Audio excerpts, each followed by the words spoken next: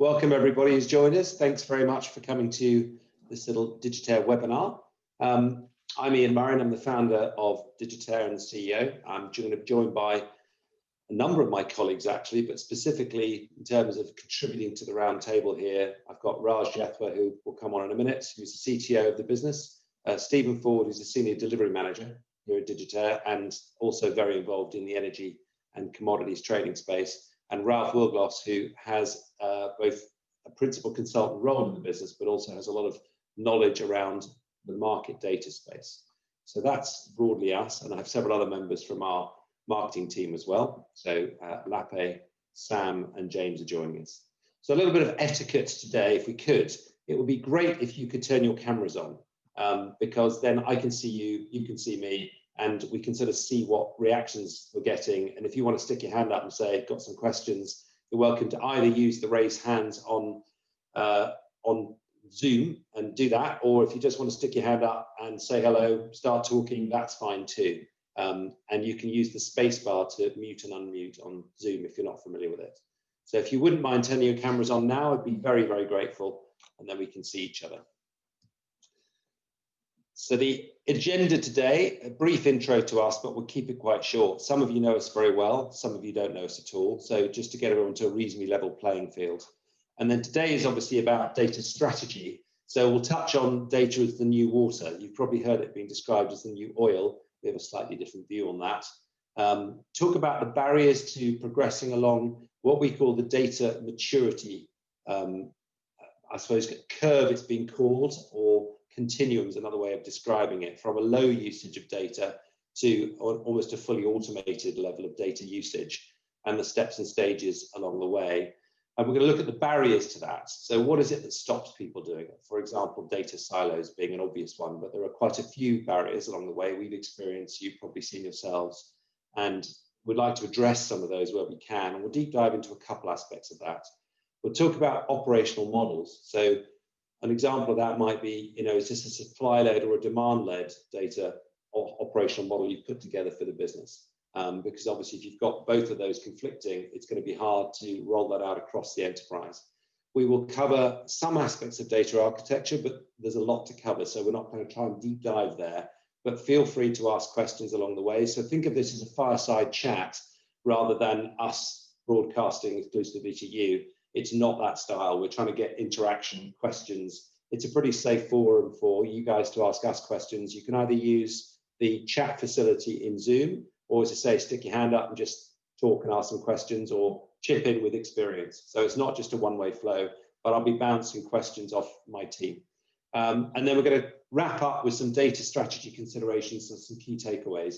So hopefully by the end of today, you'll have a better idea of just some attributes to do with data strategy, some of the considerations, some of the approaches, some of the architectures if you hadn't thought of them before. We'll touch on data mesh being one of those. Certainly the pitfalls of some experience, and a little bit more about our capabilities as well, if that's relevant. So if anyone's in the wrong webinar, now's a good time to move off. But since you've been here, listen to this, I assume you're in the right place. As I say, if you could turn your cameras on, Wolfgang and Christian and Joseph, it would be very helpful. So a little bit about Digitaire. We are a software and data engineering house. So we're very, very delivery focused. We're not particularly advisory focused. Thanks very much, Joseph. We are very much about getting really good quality work done for our clients and helping them win, rather than perhaps a typical consultancy that often can be advising them what they might want to do. We're about getting it done with them and for them. So we work in both banks and insurers, energy and commodity traders, which is clearly relevant today, as well as investment management and exchanges and clearinghouses. So, hi Lisa, good to see you. So we cross a whole bunch of different verticals, and that gives us an interesting perspective, I think, on the market. So there are some things that banks do, investment banks do very, very well and are very advanced in. So low latency trading might be a very good example there. There are some things that the energy space is actually very advanced in, the use of alternative data, market data, for example. And we'll touch on some of our experiences there and things that we can bring back into the sector from outside. Investment management, very strong on certain things, less so strong on others. So today is really trying to pull experience that we've generated working with wonderful clients that we have, some you can see here, and bring that to bear to the subject of data strategy, with a bit more of a focus on what we'll call as market data, as opposed to purely operational data. And we'll make that distinction later on. In terms of who we are and what we do, we are, as I say, a software and data engineering house, but we're really about transformation. It's become a little bit of the hour, of the day, of the week, but we're very much about helping organizations transform some aspect, typically, of their trading infrastructure. So trading, pricing, risk, market data, operational data, sometimes regulatory compliance. So those are the areas that we focus on, not exclusively, but largely. And we're very agile in our approach in the true sense of the word. So very much about incremental delivery into the hands of users. And core kind of capabilities, enterprise agile, kind of user interfaces clearly and server-side builds, very much on quality assurance and continuous delivery. So that becomes a relevant point when you're trying to build out your data architectures for obvious reasons. Digital transformation, and we'll touch on what we mean by that. Architectural simplification, really important stuff, particularly in the world of data, market data and operational data. Cloud, yes, we've been working in cloud, running operational platforms for now 13 years, so both AWS and Azure very extensively, and a lot around user experience and design. And what we output really are platforms. They could be market data platforms, data backbone, as some people call them, data exchanges, as other people call them, operational dashboards, and tooling. So that's broadly Digitaire and what we do. I say we're an organization of about 60 odd people, so we're not huge and we're not small, but we're about small teams of high performing people. That's what we try and work with. We're not about body shopping, and we like to work very closely to share knowledge with our clients, skill up our clients' teams where appropriate, and obviously we're transferring knowledge from our clients to us about the domain they're asking us to work in. So we like working very closely with client teams. So here's the sort of first simple proposition, that data, rather than being the new oil, is the new water. And what we mean by that is that you can't thrive without it. This is not a nice to have, it's a must have in any trading related organization. And so in very simple terms, we think that whatever else the future holds, it's going to contain an awful lot more data. So it's about making sure that one is fit for that. The organization is shaped to handle that ongoing growth and evolution and application of data. So when we talk about data, we're talking about digital enabled transformation. And that really means data enables transformation. So underpinning all those digital tooling you might have is data. And in many, many organizations, both big, small, and medium, they are struggling to handle the quantity, the volume of data, make sense of that data, apply it to get real business advantage. And we're into helping you to win as clients. That's what we want to do. So digitization to us is about tools and processes, obviously data, but it's also about the culture. And how do you instill the right culture around digitization and around data usage, data management, data lineage, and strategy overall. So that's interaction with those systems, really.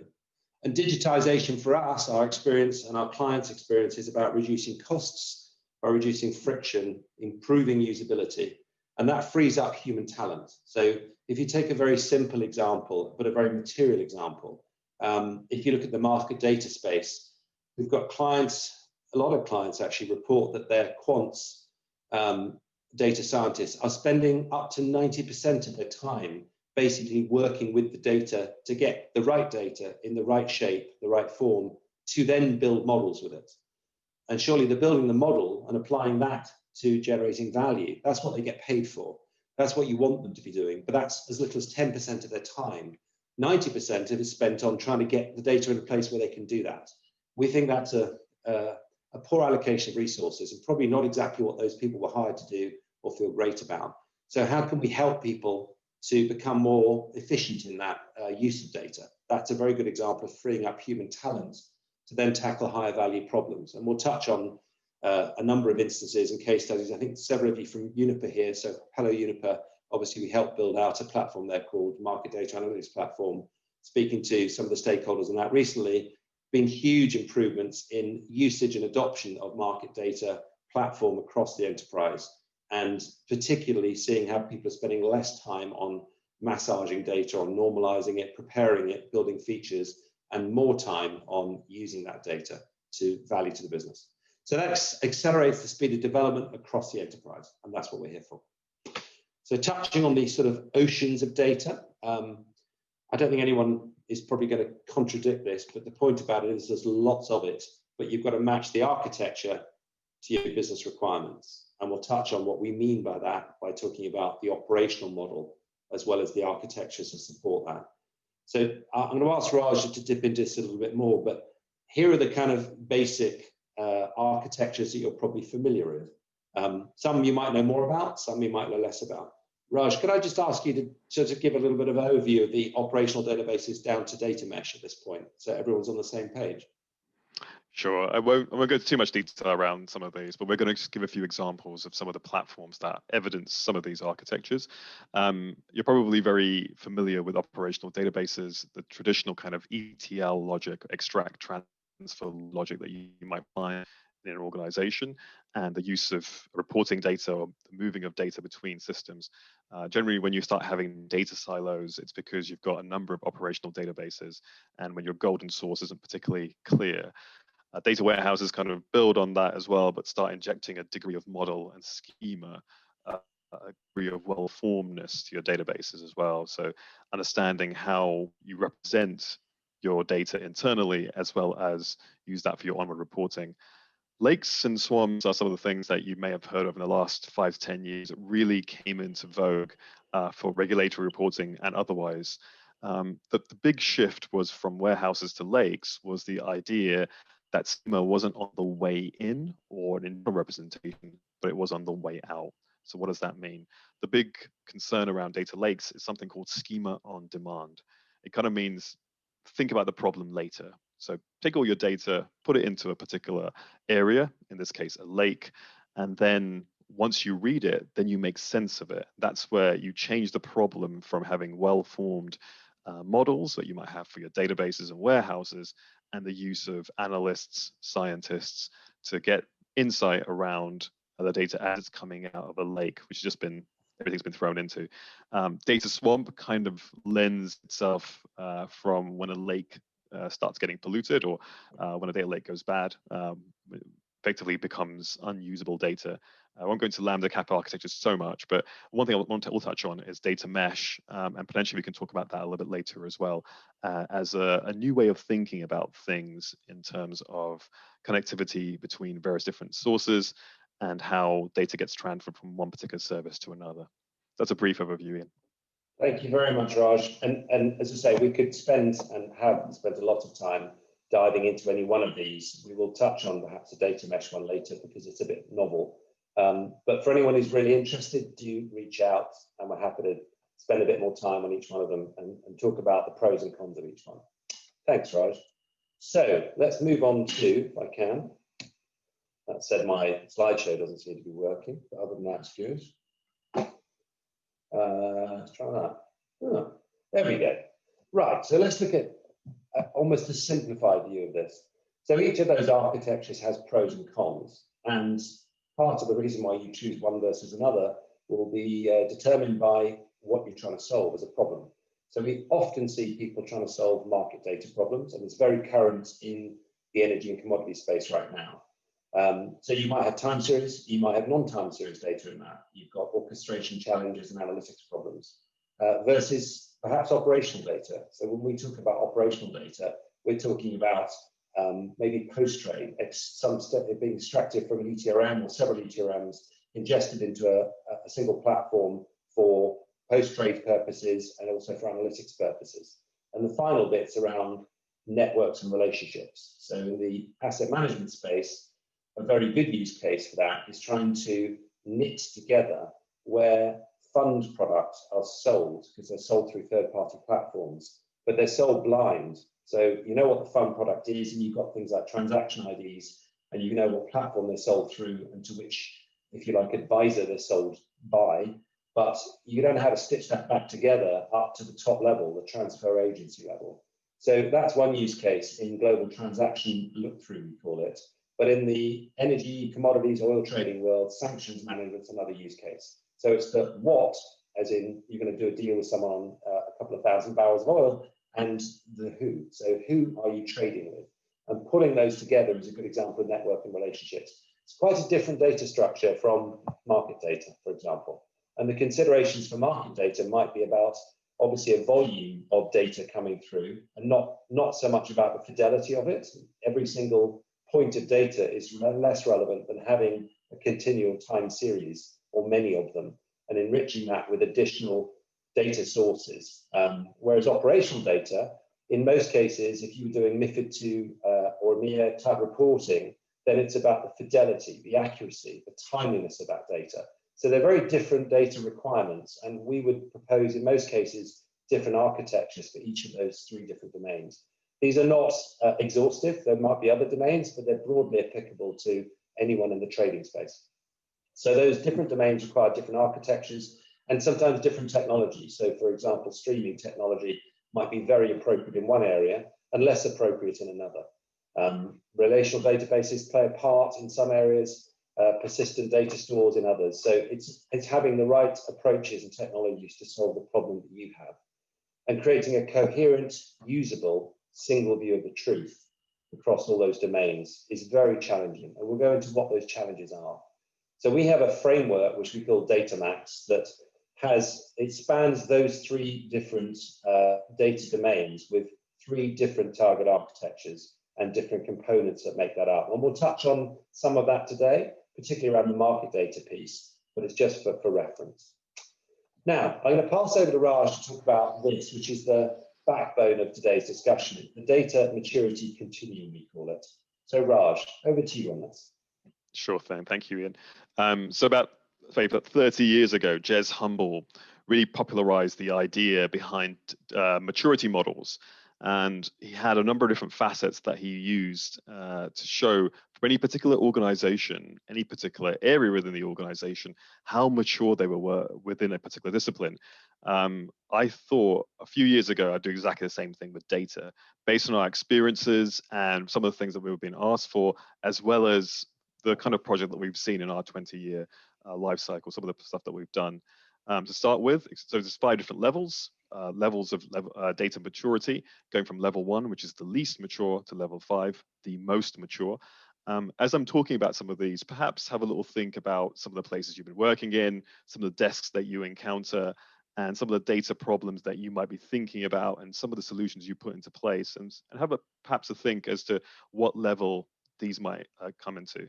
For level 1, the first level, it's called the regressive level, when generally you're not really aware of the quality of data that you have, or even the data that you have. Generally, you might find so many organizations at this level, but there's not much data there at all, not much useful data. All organizational decisions aren't attributed to data. They're kind of maybe by intuition or gut feel, or not really explainable in any way. The interesting thing is when you go from level 1 to level 2, you may notice you go from no data to big data. So there is no small data.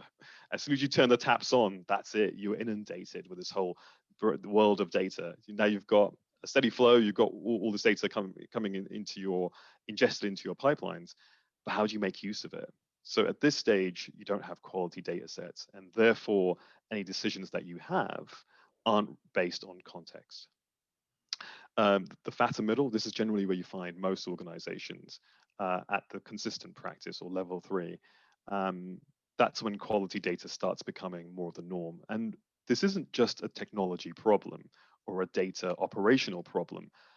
As Ian mentioned a bit earlier, it's also down to process and people. So really, when it comes down to organizational culture, ownership starts becoming a really big thing, as well as going back and retrofitting different types of analysis, putting in validation, all those kind of things. At this stage, you start having standardized sets of data. You start thinking about things like taxonomies and even having data around your data, which is known as metadata, qualifying that in some way so you can track that around the organization, and that cultural shift as well around organizational behavior. So any organizational decisions that you have are now around explainable data sets. Moving onwards as well, then you start thinking at quantitatively managed data, and that's when you're really looking at predictive data sets. You're using historical data, creating analysis on that for forward-looking trends, and that's what then data is now used. It backs up all the critical business decisions. And then finally, in the optimization stage, you have no decisions proceed without forward-looking analytic data. Now, if that sounds a little bit scary or quite far away from some of the reality that you're facing day by day, one, don't worry about this. Generally, level 5 is where you might find the Silicon Valley firms. It's really the Googles and the Facebooks of the world. Most organizations that we know, we work with, are going from level 2 to level 3 or level 3 to level 4. I say on average, people tend to be just around 3.5. And that's what we do as an organization. We help people go from one level of maturity into the other. Ian, back to you. Thank you, Raj. So does anyone have any questions on the data maturity model at this point? Any ideas, thoughts, any counters? Really welcome your feedback at this point. Any chats? Elisa, you must have a view on this. Come on. No. All right, then. Looking at this continuum then, as Raj touched on, what does each level look like? And just to give you some examples, typically level 3, we're seeing some of the more advanced energy traders or banks and asset managers in level 3, or maybe a little bit above level 3, as Raj said. But to get to level 4, it's more the fintechs that are in the level 4 level, and some, for example, systematic hedge funds and very quant-driven automated hedge funds that we've seen or worked with are in that sort of bucket. Not even fairly and squarely in level 4, but they're just getting in there. But level 5 is very much the preserve of large, mature Silicon Valley companies. They're not small organizations, and they're not traditional big organizations, because across multiple functions, they are not at that level yet. So I suppose my question would be, in your own mind, where would you put your organization, or indeed your function, on that maturity curve? It's just worth considering. And why would you put it there? If anyone has a view they'd like to articulate now, either via the chat facility or just have a chat, feel free. But how would you move your organization from where you are, be that level 2 to level 3 or level 3 to level 4? Level 5 is probably a bit of a hike for most of us. That, I suppose, is really the subject of today. So what barriers to progress do you currently experience? And at this point, I'm going to pass you over to Ralph, who is, as I say, a principal consultant in the organization and has a lot of experience of how to go about building and implementing data architectures that move you up that continuum. Ralph. Thanks, Ian. I'm going to touch on a few barriers to progress here. These are not an exhaustive list, but we found that the list we've got here covers most data types that we've dealt with. Data silos are often caused by various organizational issues, and you get a duplication of data. It kind of, one team wants the data, but they don't get easy access to it, so they just copy it, make their own data. That then starts to bring in other issues. It's hard to fix. It's hard to understand who now is the authority of this data.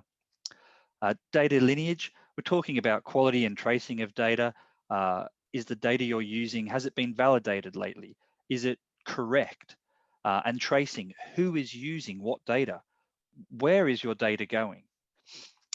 Data monitoring comes back to, can you track who's using your data, both internal and external, so that you can understand, is data leaking out of your organization that maybe shouldn't?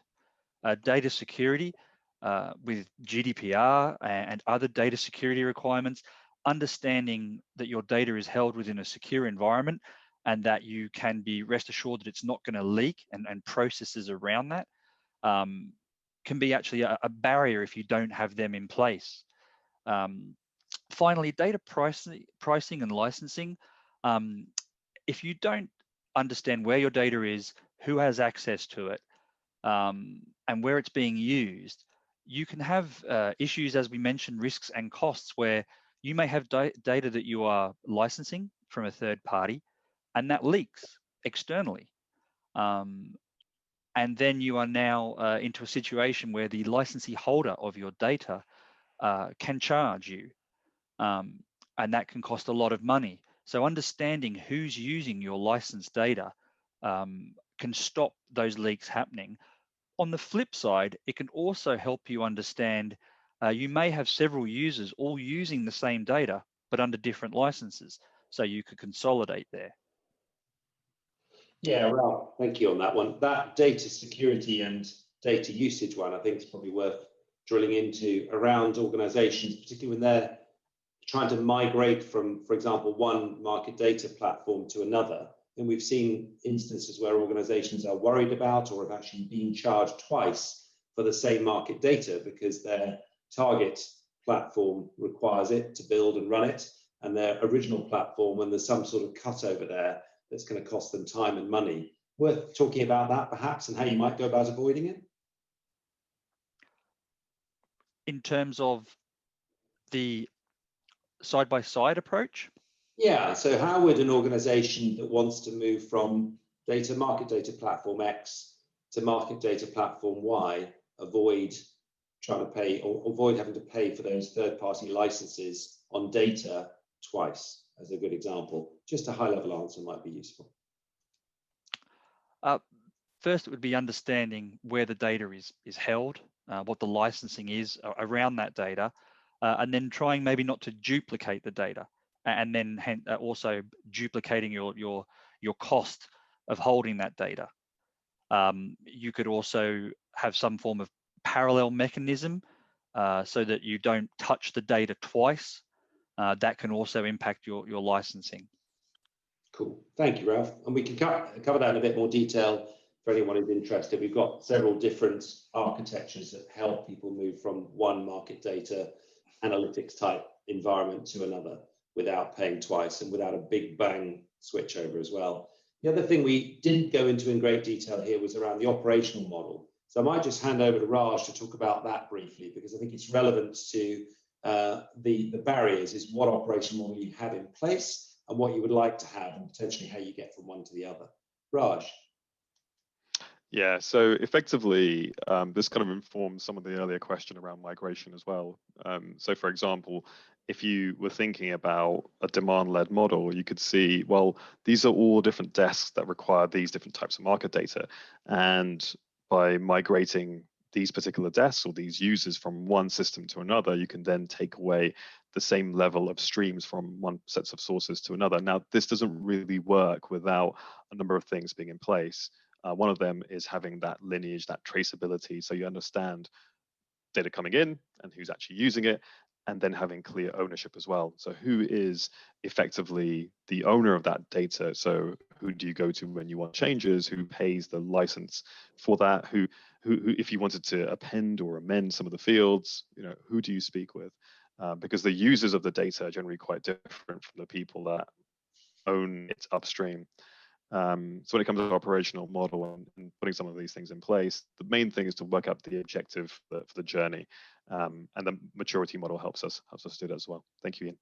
Thanks, Raj.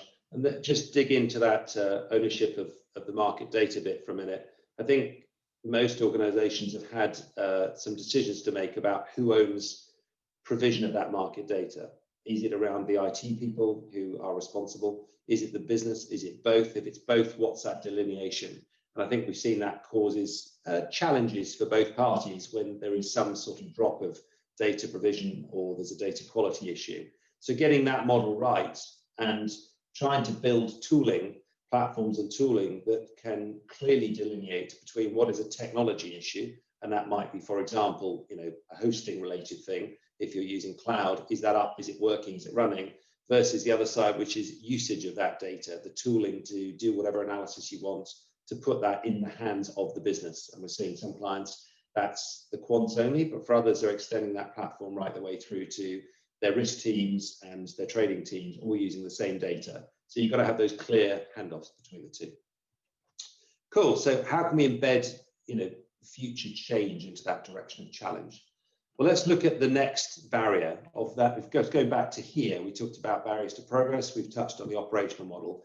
The next one, to dig into a bit more detail, is data silos, because I think almost everybody in every organization can probably say, hand on heart, they've got a few of these.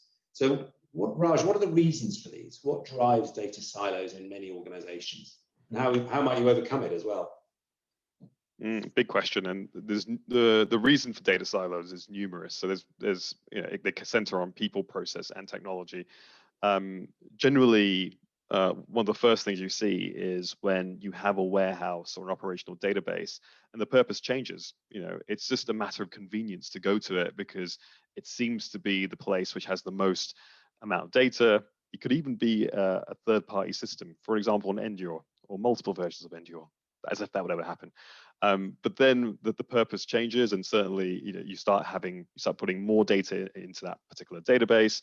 And it may be the reason for accessing it is because it's more convenient than something that's quite inflexible or something that the doors are closed in.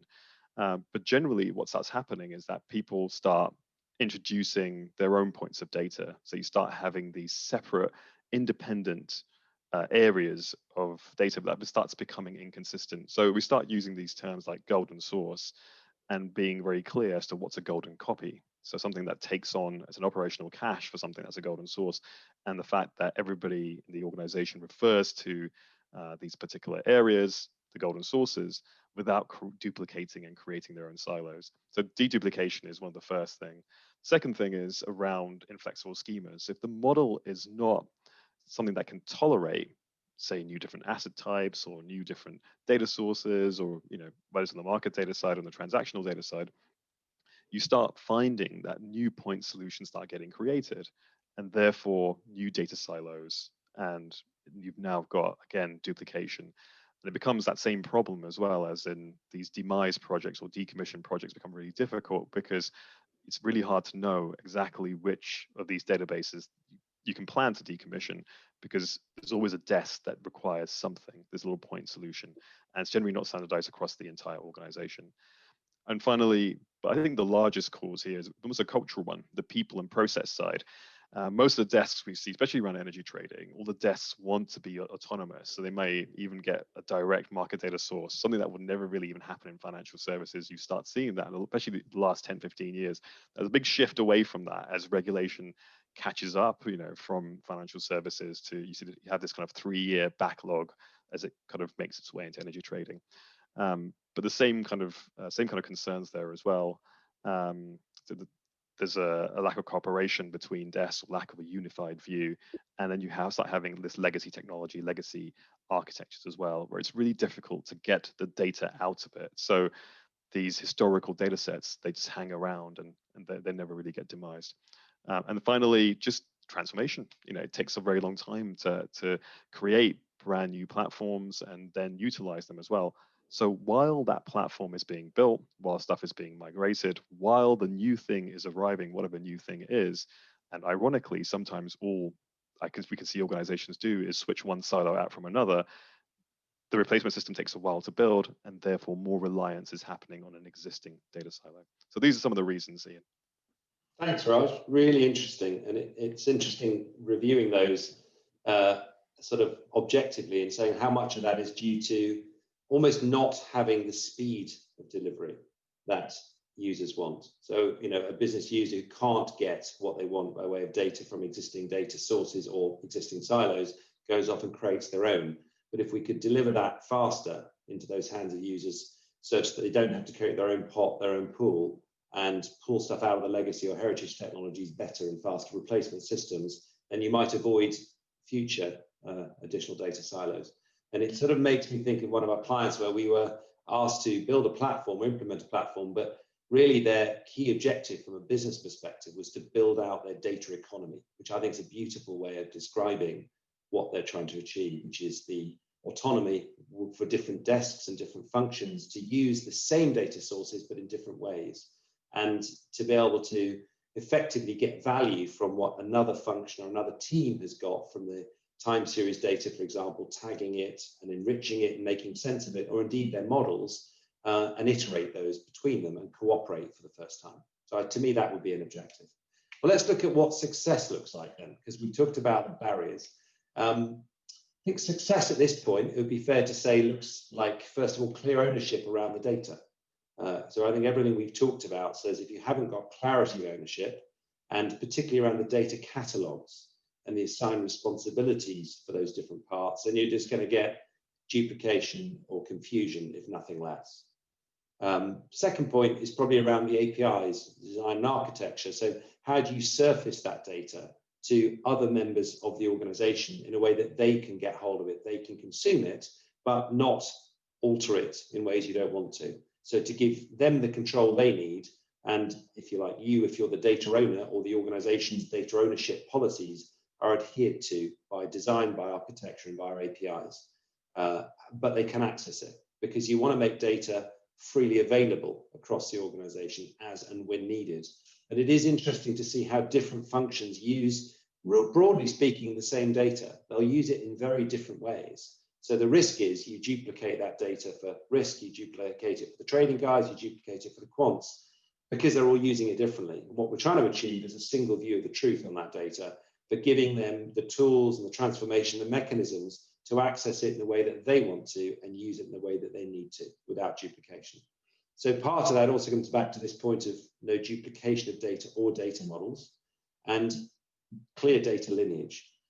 Ralph, can I just come back to, you touched on this earlier on. Can you just talk a little bit about the data lineage piece and the auditability piece? So what do we mean by that? When we talk about dying of data sometimes, we've got clients in the asset management, asset servicing space that want to die data. Could you dig into that a little bit for us and also talk about the ease of auditability if Mr. Bloomberg comes knocking?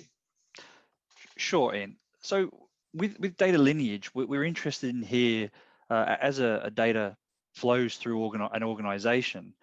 At some point, you may have an issue with the data. As one example, this is not an exhaustive example, but as one. And with lineage, you want to understand, okay, where has my data come from? Where is the source? Who made it or who owns it? And having clear data lineage helps fix the data. Because if it's easy to find the owner, if it's easy to find where it came from, then you're encouraged to go back, source out the owner, tell them the problem, and get that fixed. The easier you make that process to do, then the quicker the feedback loop you get. On the auditability side, this gets back to a point we touched on before about understanding who in my organization is using what data. If I expose that to third parties, who is consuming it, but also internally, who is consuming data internally, and are they covered by licenses if they are consuming that internally? So being able to have an audit mechanism on top of your data allows you to ask those questions and then work out the answers. Great, thank you, Ralph. Can I also ask you, why do we care about highly secure data infrastructure? So why does that matter in the context of data lineage and auditability? And what do we actually mean by highly secure data infrastructure if your data is sitting inside the organization? What's the point of that security? The security is twofold. The first part of the security piece is, particularly with data, it can be two different facets here. One is, this is sensitive information to your organization. If you're a trading organization, you don't want that leaking. You don't want other entities understanding some of your trading practices. There's also the risk of that just coming into the media. These days, data breaches start to get reported in the media more and more frequently, and it just does not look good. There's a loss of confidence in a brand. The other part again comes back to you are a custodian of this data, again, particularly either your organization's data or your client's data, back to the licensing of data. You need them to have confidence that it's secure and that it won't leak as well, because there can be potentially contractual ramifications there if some of your data is leaked. Great, thank you, Ralph. It's useful, pretty clear. Certainly, we've seen some quite high-profile breaches of data in recent years, and certainly GDPR makes that punitive, quite aside from the reputational risks. So when we come to the last couple of points, is the efficient use of data avoiding unnecessary costs. We've talked about flexible schemas. We touched on that earlier. Raj, can I ask you just to explain to anyone who's not particularly technical or doesn't know what we mean by that, what is a flexible schema versus an inflexible schema? What do we mean? It's a really good question, Ian. how bendy is it? So when it comes down to schema, effectively define it as language. Language of an organization. So if you have an organizational schema, it's the language you use. So one of the things, if you've ever heard me talk about this before, one of the things I will say is never pollute your internal systems with external schemas or external language. And it's very common. You start seeing things like people start taking the Endure schema and start putting that all in various different systems and adapters, which I think if it's a point-to-point solution with your Endure, great. But if it's you going further, then perhaps not. It should not be going potentially into your reporting. The same thing happens in financial services when you look at things like the Reuters and the Bloomberg. So the OMSs that we talk about in financial services, which are the equivalent of the ETRMs. So coming to what is a flexible schema and inflexible schema, it really comes down to a few things. One, the first thing is how easy is it to adapt and add new different types, new assets, new types of features to data within that language.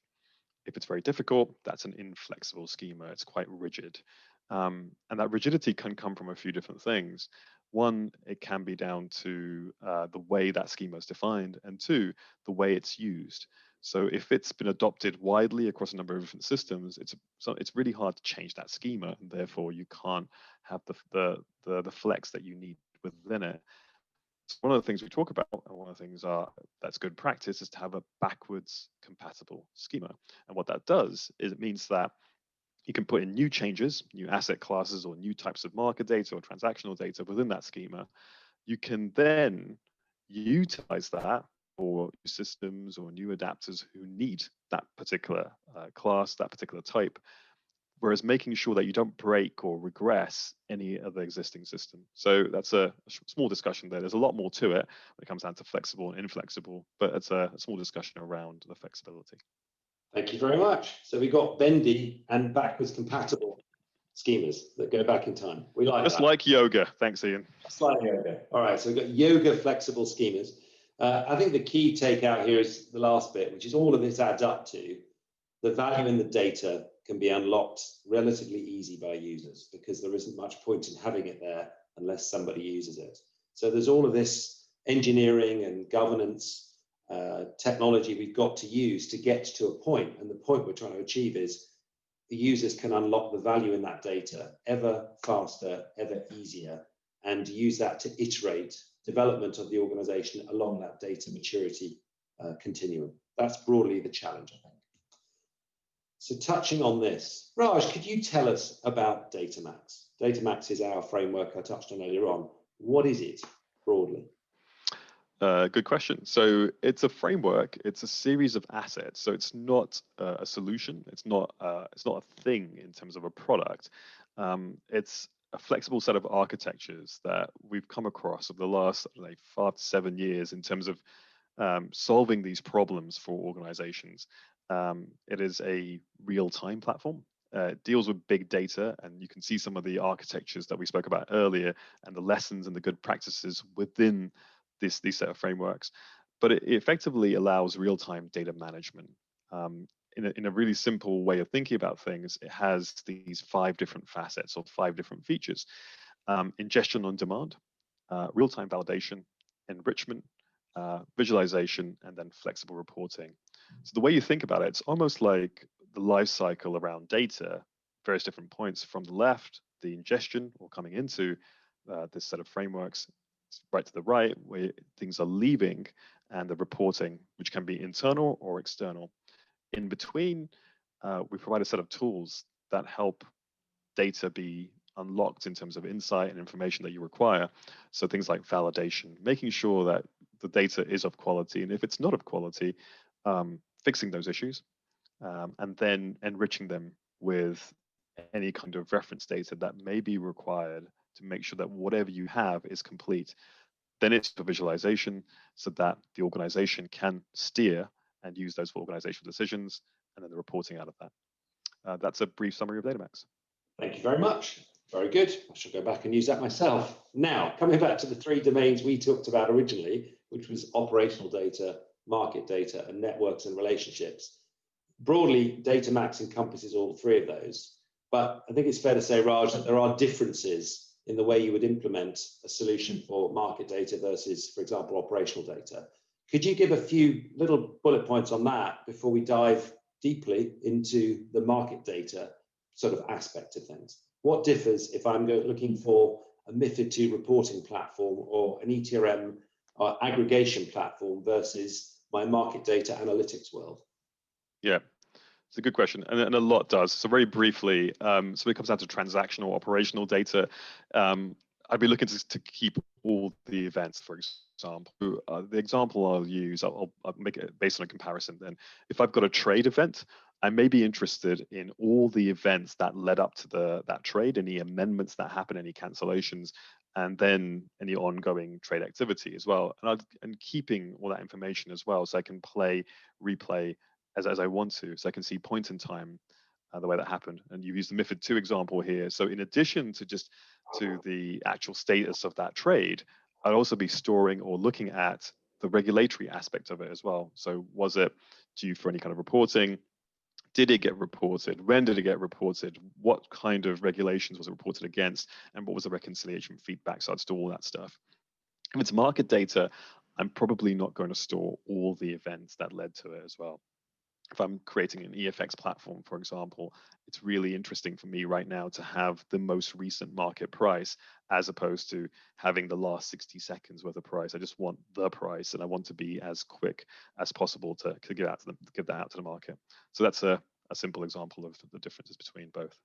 Brilliant. Thanks, Raj. Now let's dive into one area of that. So deep dive into market data, because what we're seeing certainly in the energy commodity space is handling larger volumes of market data and building platforms that enhance the organization's ability to make sense of this, get value from it, and really to compete better in the markets they're in.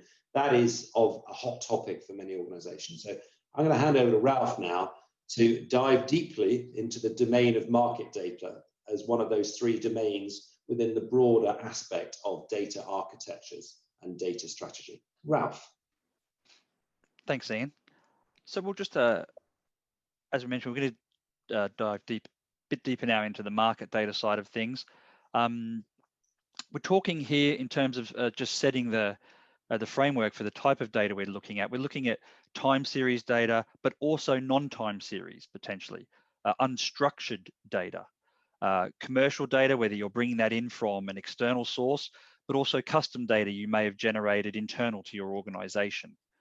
What we're looking at doing is we're trying to solve the considerations around visibility, who's using my data, the validation, is my data correct? Do I trust it? Collaboration, how can I easily share my data across the organization? Control, granting access to certain data types to certain people. This ties into that example we had of where you have data under a license. And traceability, just being able to understand who is using your data so you can then do some form of analysis on where it's going. On top of that, being able to tag your data and have a bespoke schema creation available to all users essentially allows users to be able to search for your data. When they're looking for a particular type of data, you can describe your data using some form of metadata on there. The system also needs to obviously support reporting and data visualization tools. On top of that, the system also needs to be able to plug Excel into it, which is a very common use case these days, Python and R. So essentially, we're looking at things that will work across all of those key factors there. Great, Ralph. Thank you. Well, let's look then at what the, if you like, modules or components of a solution like that might look like. So this is our DataMax framework for the market data space. And it's frameworks, they're components, it's not a shrink wrap solution. But Ralph, could you talk us through what these are and how they operate? Like, how do they play together to solve the sorts of problems and barriers that we talked about earlier on? Sure, thanks, Ian. Just looking at our components here, as Ian mentioned, this is part of our framework. So I'll briefly touch on each and the problems that they solve. We're starting at the top left there, ingestion. Ingestion is the way we get data into the system. We have one way for data to come into the system, cloud-based or on-premise. This is where we essentially can start to answer the questions about data lineage. Where did the data come from? How did it get into the system? We can also start to do validation on the data as it's coming in. And also with cloud-based solutions, you can have a really scalable solution as the data comes in. On top of that, having an ingestion pipeline as part of your system, it allows you to run old and new at the same time. You don't need a big bang, a big cutover data migration project. Your ingestion pipeline is the same way that you migrate your data as when data is going to come in when the system goes from day one. Moving down to the API, this is the heart of serving that information out to your organization. You can control access to it by plugging in Active Directory. Then you start to get into the traceability and the control part. RBAC, the role-based access control, this helps you do governance. The example we give a lot is license data. Who has access to what? So where it matters, you can lock down access to that license data. The Excel add-in is an add-in that allows users to have their own user-defined functions. It's extendable, and it's the glue that helps you connect the API to Excel without users having to really know or understand there's even an API there. They just use the Excel add-in and they can get all the benefits that the API gives them, but in an Excel interface, which would be something they're more familiar with. The scheduler is used in this instance for doing scheduling of reports. If you have long-running reports or models that need to consume data, you can set up a schedule to run these daily, hourly, and then deliver that information somewhere. Our repository component, this is just a set of data connectors that allows you to connect what we call you see the box there, the domain and the API. This is where we're talking about how we take the data that suits the organization and then transform it into a way that makes sense to the rest of the organization. It's an abstraction layer. And the data connectors, you may have many different data connectors. Organizations typically have many different data sources. But to the user who is on the API side, they don't know and they don't need to care about that. That's all hidden away from them. Visualization are just some tools we have to help look at where your data is going. I'm going to show an example of that in a second. And the DSL is a domain-specific language. Again, I'll show an example of that in just a minute, but that's basically a way of power users being able to query the data without Excel. The turnaround time is much quicker. They're doing it in a web interface, and they can do exploratory kind of querying. Whereas in Excel, that's a little bit slower. Thanks, Ian. Thanks, Ralph. So I think what we're going to do now is just talk you through, I guess, the process, almost the flow of how you might use it, but we can dig into some screens around what define and edit search and possibly the DSL and user source. Yeah, we're just gonna show you the define edit, the DSL and the user and source analysis just as a quick high level to give you some context on the things we've just shown. So next slide, thanks. This is our define and edit a time series. You give a time series a unique name. It has an owner, important in that lineage aspect. Who do you go back to when there's something wrong with the data? Who owns the data? In this particular example, it's just doing a simple univariate time series, but you can do multivariate time series. You can specify is a column an int, a bool, a string, a monetary type. That can all be defined here. So you're essentially defining your schema. You also add metadata here. That's important for later on. As your users use the system, you want an easy way for them to find data. Data silos happen because it's either hard to find or hard to search. If you make an easy way of a user finding a particular type of time series that you want. An example I always use would be, say, wind power in a certain country, in a certain location. If you added wind power, UK, and put Wales, then someone searching in your system could type in some keywords and find any data related to that. In this particular example, I've used the electricity example, but it's not limited to that. These fields they're just text. The tags can be whatever you want, and the idea is this: you define as a business what those meta tags are. You make them up. You figure out what works for you and what your users will search on. So Ralph, just coming back to Raj's articulation of a schema and a flexible schema, is this a good example of a flexible schema? Yes, this is it. This is flexible in the sense that you can define your schema now, but as time goes on, you may want to add to it. We typically find people want to add, not remove. So it's flexible in the sense that you set up your schema once, but as your data evolves, you can come back and you can add to that schema. And can you enrich an existing time series, or maybe combine different time series to create a new time series, and with that, give it a new schema effectively? So you're enriching and evolving those schema along the way. Is that a fair way to look at this? Yeah, you can do combinations of. Okay, great. But the idea would be is that this is helping you think of that lineage piece. This data has an owner. It's come from someone somewhere. You're defining it, how you want the users to see it. Brilliant. Okay, cool. How do we search for it though? What do we do to find it once we've got it in there? So I think next slide. So this is an example of by searching with the metadata, you just type in the textual search for the things you'd be looking for, whether that be a power plant name, a location, even the name of the time series. If you give your time series specific names based on business organization units, or some other form of commodity, you could be looking for power, you could be looking for gas. And this search functionality, while you see it here in a UI, this is all API driven, so it's not limited to coming through here. This could be integrated into other external services, Python, R, Excel as well.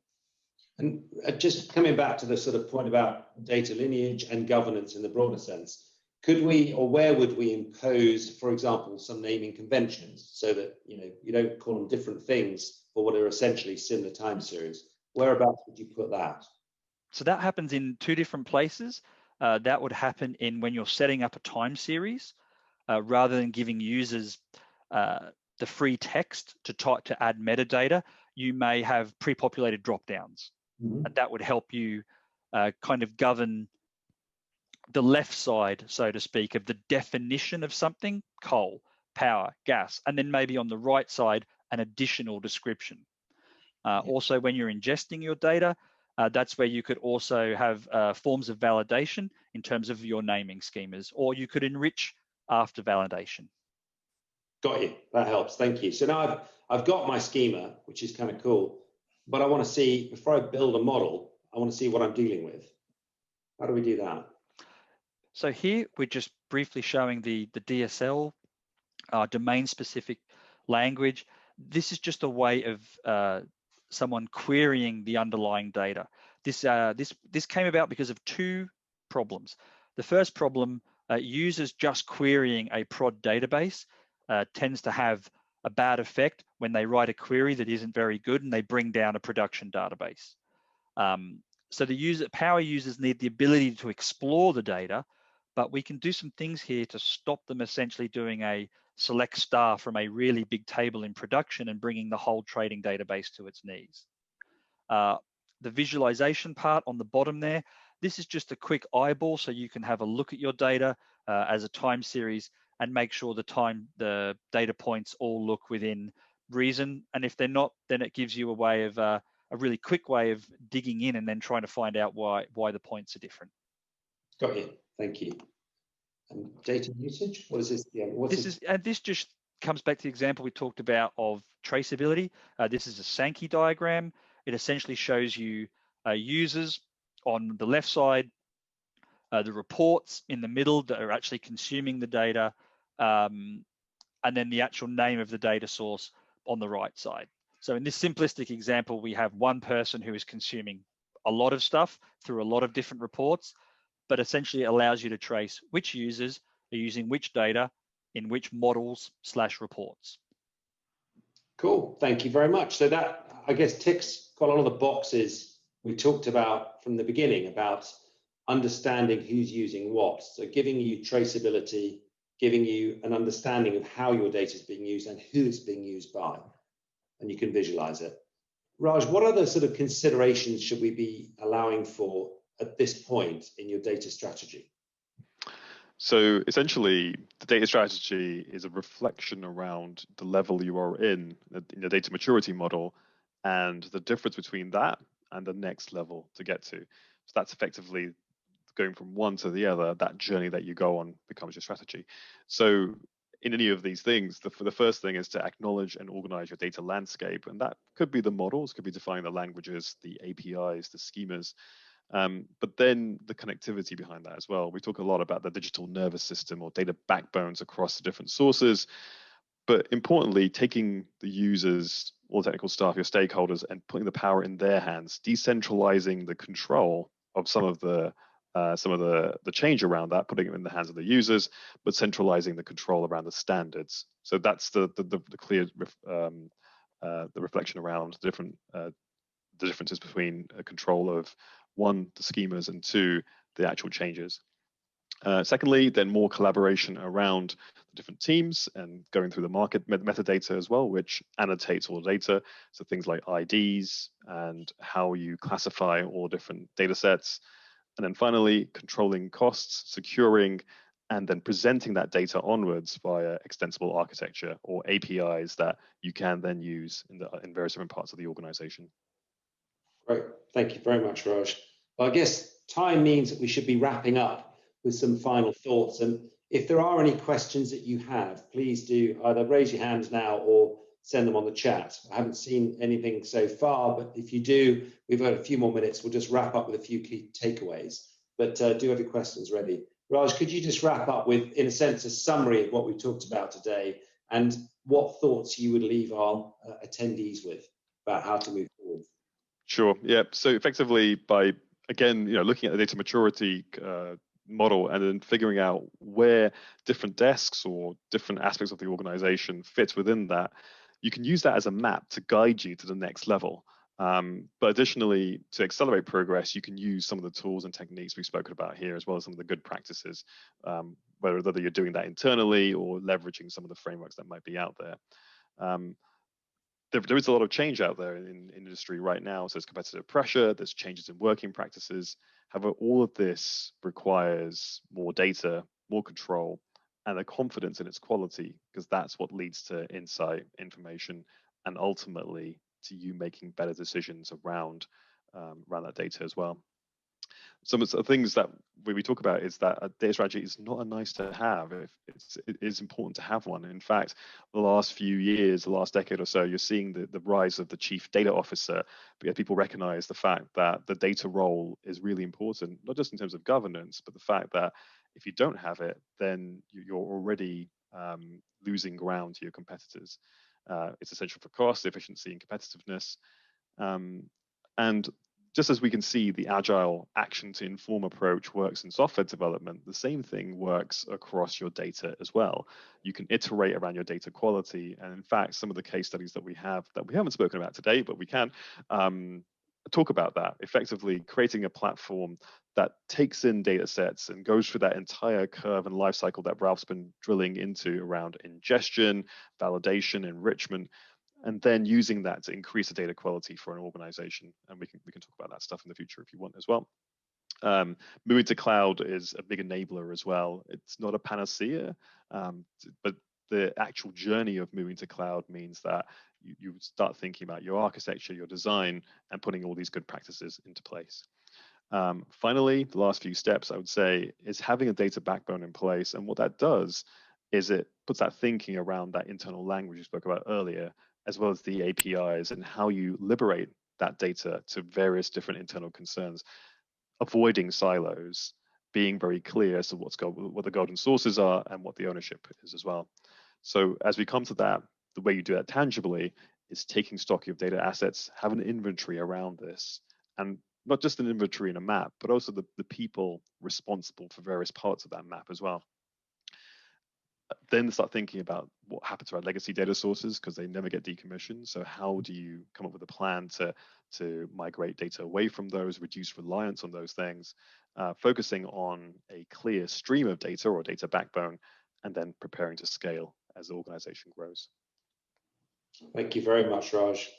Well, we've come to the end of the formal structure we talked about here, and hopefully you've got an idea of essentially what you might be trying to achieve. You probably knew that already, what barriers you might encounter, and you probably knew that too, but hopefully you've got some thoughts about how you might overcome those barriers and what's the order of progress to get you up the maturity continuum.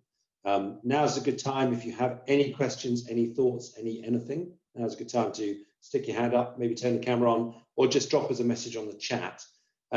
If you'd like, we can go from Q&A into one or two case studies if that's relevant, but the time is up for what we originally said for this webinar, and I don't want to keep you unnecessarily. So if you'd like us to talk more about some of the case studies that we've been involved in around these areas, someone's going to have to say, yes, please, and we'll happily carry on talking for another 10, 15 minutes on those case studies. If not, I shall bid you well a good afternoon, and thank you very much for being involved.